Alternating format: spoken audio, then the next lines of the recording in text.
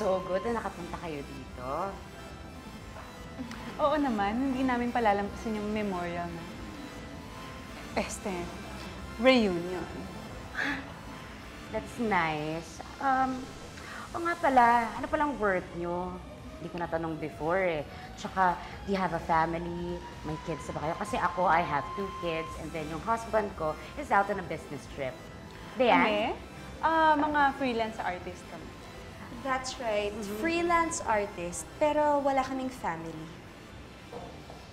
Ako, alam mo, meron akong Italian fiancé eh. Di ba, Tina?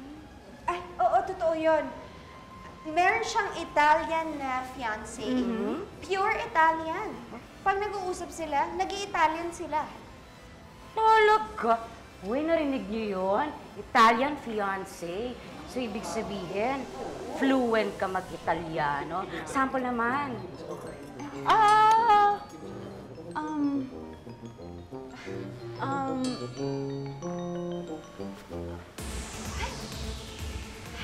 Si Anthony ba yun? Si Anthony? Ang gwapo pa rin. Heartthrob pa rin. Ay, teka lang. Uy!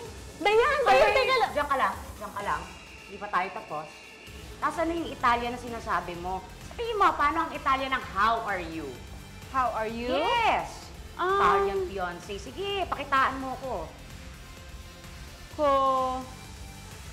Kumusta ka naman? Oh. Oh.